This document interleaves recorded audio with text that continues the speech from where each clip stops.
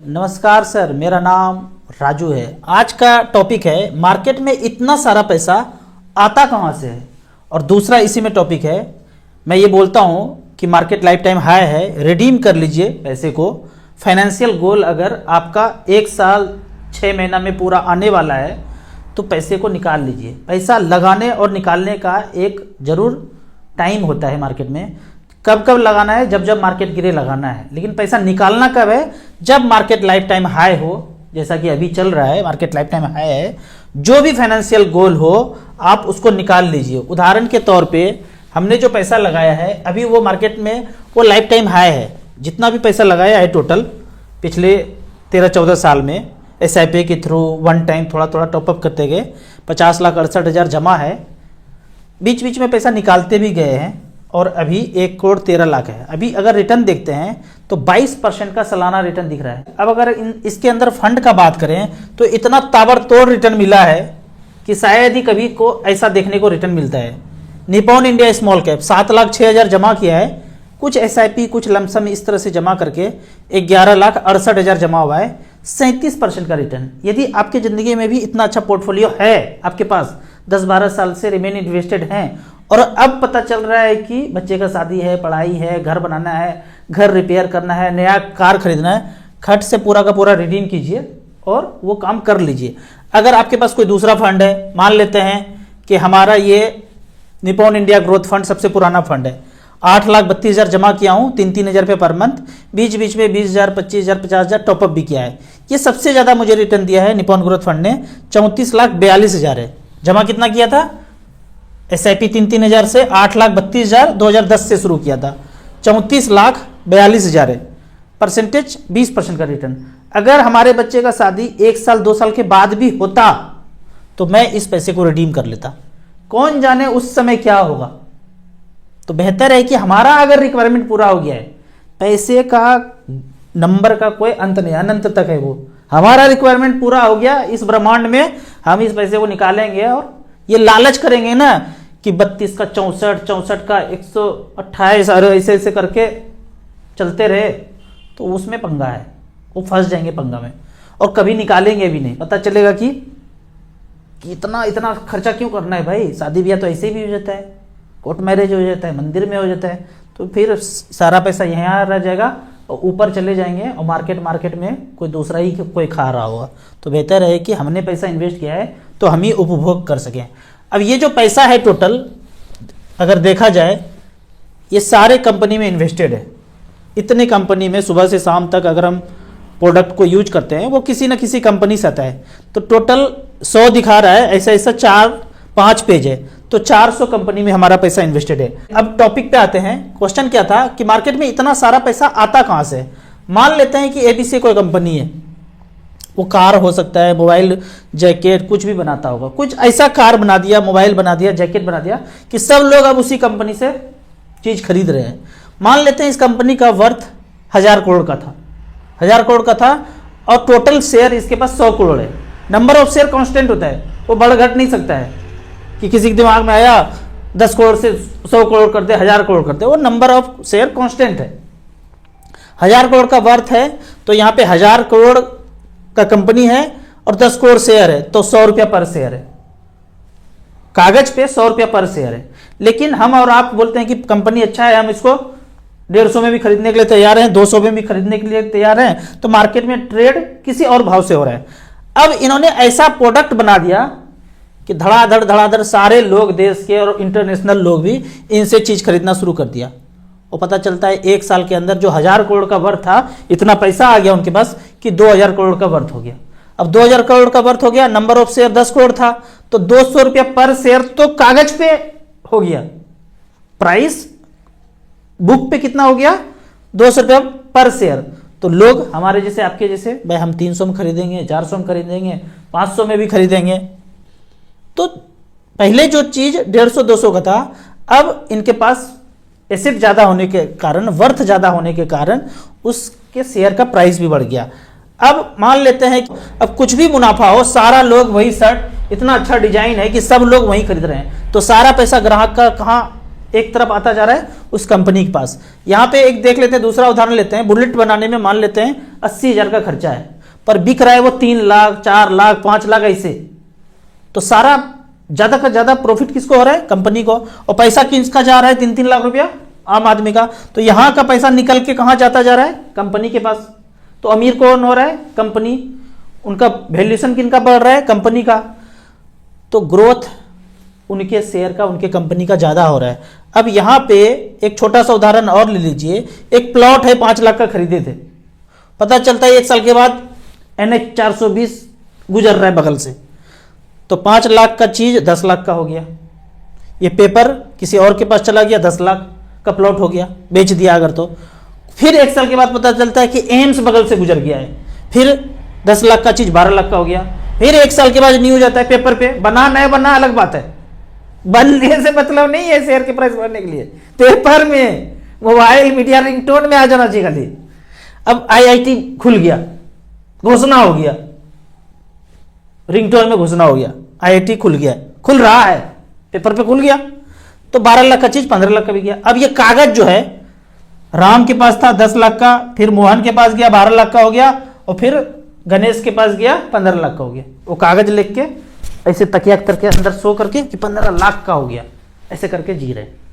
उसी तरह शेयर का पैसा, जैसे जैसे कंपनी के पास पैसा बढ़ता जा रहा है, शेयर का प्राइस भी बढ़ता जा रहा है। अब यहां पे आम आदमी है और सुबह से शाम जितना चीज यूज कर रहे हैं वो शेयर मार्केट में आपका पैसा, सारा कंपनी तो लिस्टेड है, जैसे कि मैंने ये दिखाया 400 कंपनी में हमारा पैसा इन्वेस्टेड है।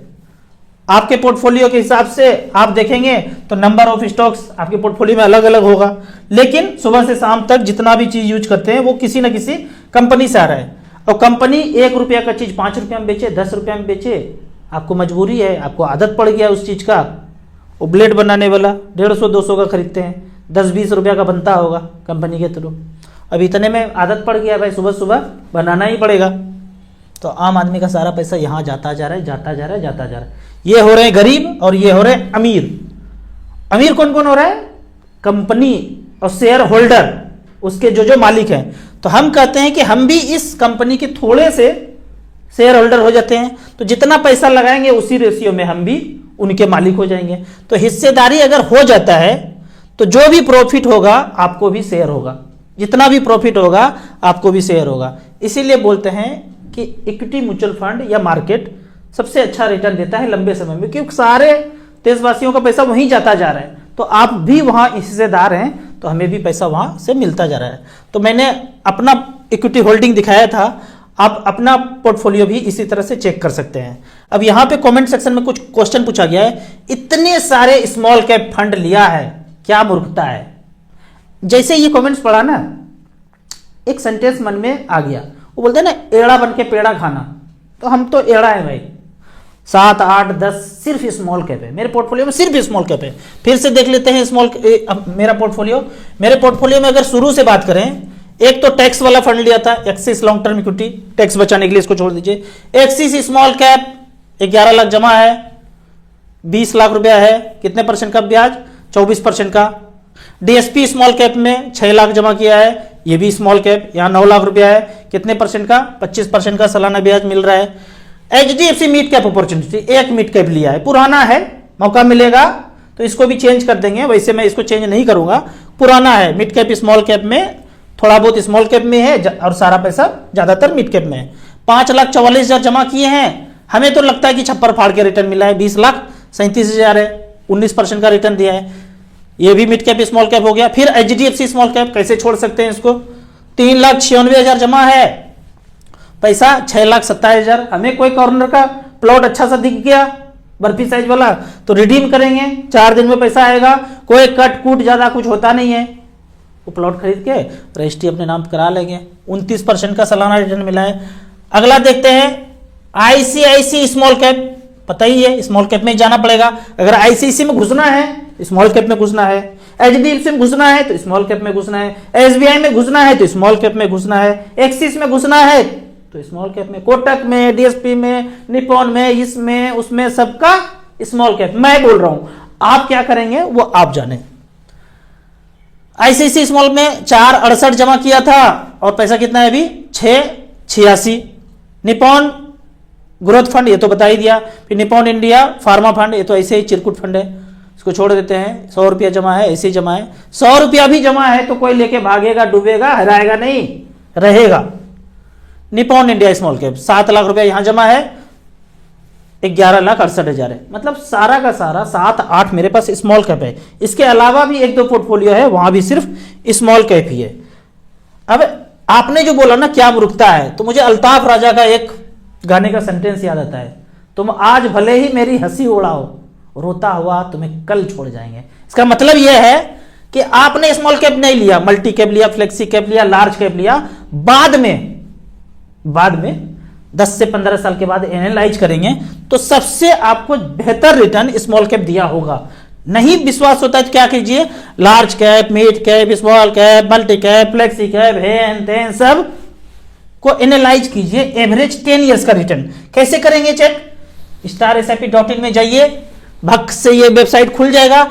Small cap, large cap, mid cap, 52 तरह का कैटेगरी है, सब में पिछले 10 साल का रिकॉर्ड चेक कर लीजिए। एक मैं बता देता हूं, पिछले 10 साल में 10 लाख का जो बनाया है वो रिटर्न दिखा रहा है, लेकिन एवरेज रेट 22.48 का एवरेज रिटर्न मिला है। किसी ने सबसे ऊपर वाला 28 दिया, 26 दिया, 25 दिया, सबसे बॉटम वाला कुछ कम दिया, 18 दिया, लेकिन एवरेज 22% का रिटर्न दिया।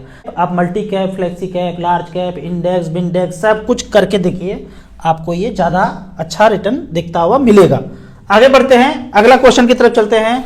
अगला क्वेश्चन यहां पे पूछा जा रहा है कि सर SIP करूं या लमसम करूं, ज्यादा पैसा कहां बनेगा। आप कीजिए SIP या कीजिए लमसम, दोनों को 10 से 15 साल टाइम दीजिए, वो 12 से 15-20% तक अपॉर्चुनिटी है, दोनों में एक ही तरह का ग्रोथ होगा।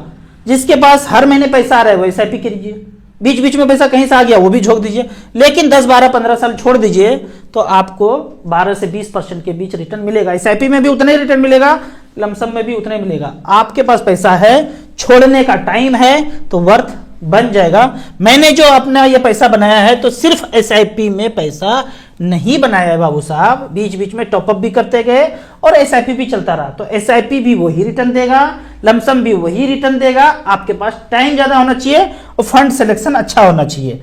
अगला क्वेश्चन देखते हैं। अगला क्वेश्चन यहां पे पूछा जा रहा है कि आप तो हमेशा सिर्फ स्मॉल कैप बोलते थे, ये क्या है कि आप एक्टिव फंड को हमेशा बोलते थे, पैसिव फंड, इंडेक्स फंड क्यों बोल रहे हैं।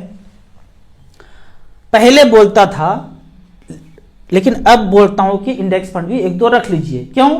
क्योंकि मैं ऑब्जर्व करता हूं कि अगर पुराना फंड नहीं है, इंडेक्स फंड स्मॉल कैप में होता ही नहीं था, अब 1-2 साल से बना है, उसका AUM थोड़ा बढ़ गया है, अब रिटर्न भी ठीक ठाक है, तो मैं बोल रहा हूं।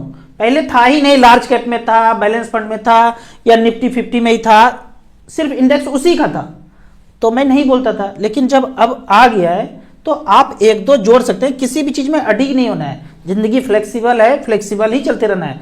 10 साल पहले मैं कुछ बोला था, आज चेंज हो सकता है। आज जो मैं कुछ बोला हूं कल कुछ नया होगा तो वो बोलूंगा। ऐसे नहीं कि आपने वो बोला था आपने ये क्यों बोल रहे हैं, चेंज होते रहता है जिंदगी भाई।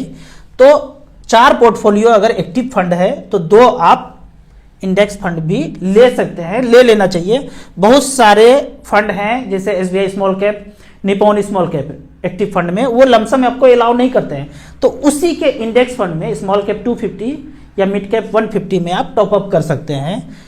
अब यहां पे एक क्वेश्चन और है, और दूसरा ये है कि आप 4 वो ले लिए एक्टिव फंड और 2 इंडेक्स फंड, तो डाइवर्सिफिकेशन के हिसाब से। और जो ये है ना कि आप हमेशा मना करते थे, मना मैं 2 चीज के लिए करता था और आप उसको इंडेक्स फंड से जोड़ दिए। मना में करता था NFO में कभी इन्वेस्ट नहीं करना है, सेक्टोरियल फंड में कभी नहीं इन्वेस्ट करना है, इंटरनेशनल फंड में भी कभी नहीं करना है। ये 2-3 तरीके में बोलता हूं। इंडेक्स फंड मैं मना इसलिए करता था, सिर्फ लार्ज कैप का ही मुझे दिखता था। अब ये स्मॉल कैप का है तो 1-2 स्मॉल कैप भी जोड़ सकते हैं। अब नए दर्शक के लिए जो सिर्फ सपना चौधरी का डांस देखते थे, अचानक से मेरा वीडियो देख लिए कि राजू भैया आपका वीडियो देखा ना, आग लग गया शरीर में, 3000 का पर मंथ, छोटा सा इनकम है, 3000 पर मंथ मैं भी करना चाहता हूं, तो उसके लिए क्या करूं। उसके लिए आपको सबसे पहले StarSIP का ऐप डाउनलोड कर लीजिए, या वेबसाइट पे जैसे ही जाएंगे बक से ये खुल जाएगा। आपको ये ग्राफ टच करना है। क्या लिखा हूं मैं? ऑल इक्विटी 20 साल 3,000 रुपए पर मंथ।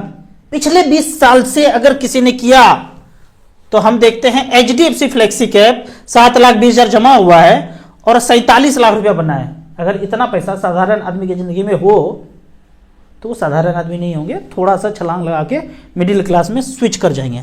दूसरा है HDFC टॉप 100 पुराना फंड लार्ज कैप कैटेगरी में 7,20,000 जमा हुआ है, 3,000 पर मंथ से 40 लाख बना है। आपको इस तरह से देखना तो है 20 साल में ऑल इक्विटी सेलेक्ट करके, पर लेना है स्मॉल कैप। क्यों?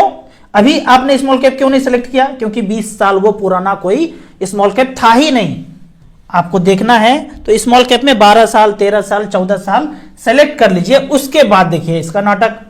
छप्पर फाड़ के रिटर्न 2011 से 3,000 रुपए पर मंथ जमा किए, 4,68,000 जमा हुआ है, 28,54,000 बना 25% रिटर्न से। फिर SBI ले लीजिए, 4,68,000 यहां 3,000 जमा हुआ है, 21,000 करोड़ का ईएम है। हम सब देशवासियों ने जो पैसा लगाया है वो 21,000 करोड़ जमा किए हैं। आप 3,000 और जमा करेंगे अगले महीना तो 3,000 यहां पे और जुड़ जाएगा। उस पैसे का रिटर्न 4,68,000 का 3,000 का SIP 24,73,000 बनाया है। इस तरह से करके टॉप में जो फंड आपको दिखता है 1,000 का 3 ले लीजिए, नैया पार लग जाएगा। अब यहां पे हर महीने मैं फिजिकल इन्वेस्टर मीट करने जा रहा हूं, तो जो भी लोग आएंगे पर्सनल डायरी लेके आएंगे, उसमें आप कौन कौन सा फंड लिए हैं वो लिख के लाएंगे, फाइनेंशियल गोल आपका क्या क्या है वो लिख के लाएंगे। कोई भी जो चेंज होगा मैं आपको यहां बता दूंगा। आपको यहां आने के लिए डिस्क्रिप्शन है, पहले तो डिस्क्रिप्शन में देख लेते क्या क्या है। आपको पहली बार म्यूचुअल फंड में इन्वेस्ट करना है तो इस लिंक में एसेट प्लस में जाकर के एक्टिवेट करके आप हमसे जुड़ सकते हैं। ऐप का कोई चार्ज नहीं है। NRI लोग हैं तो मोबाइल नंबर इंडिया वाला होता नहीं है। इस लिंक को क्लिक करेंगे तो मोबाइल नंबर 10 डिजिट का तो लिखेंगे, पर ईमेल से सारा वेरिफिकेशन होगा, मोबाइल पे OTP नहीं जाएगा। तीसरा है डिस्ट्रीब्यूटर के लिए, आप म्यूचुअल फंड का काम करना चाहते हैं, हमसे जुड़ना चाहते हैं तो इस ऐप में रजिस्ट्रेशन करने के बाद एज ए पार्टनर हमसे जुड़ सकते हैं। 7 जनवरी 24 को अगला फिजिकल मीट करने जा रहा हूं जीरकपुर चंडीगढ़ में, तो आप डायरी पेन लेके सारा क्वेरी अपना लिख के आएंगे। पर्सनली मैं एक एक चीज लोगों को आपका फाइनेंशियल क्वेरी का जवाब दूंगा। आपको यहां आने में कोई दिक्कत होगा तो अजय जी आपको असिस्ट करेंगे इस नंबर से। आपको हेल्थ रिलेटेड कोई प्रॉब्लम है और आप मुझ पे थोड़ा बहुत भरोसा करते हैं, काफ़ी जगह चक्कर काट चुके हैं पर आपका हेल्थ का प्रॉब्लम सॉल्व नहीं हुआ है, तो अमित जी आपके हेल्थ के प्रॉब्लम को सॉल्व करेंगे। आपको इसी तरह मच फंड के बारे में और कुछ जानना है, इन्वेस्टमेंट के बारे में जानना है तो इस नंबर पर मुझे व्हाट्सअप कर सकते हैं। आपको वीडियो अच्छा लगे तो व्हाट्सअप यूनिवर्सिटी में दोस्तों बीच से जरूर शेयर करें। यूट्यूब पे देख रहे हैं तो लाइक एंड शेयर जरूर करें। Thank you so much.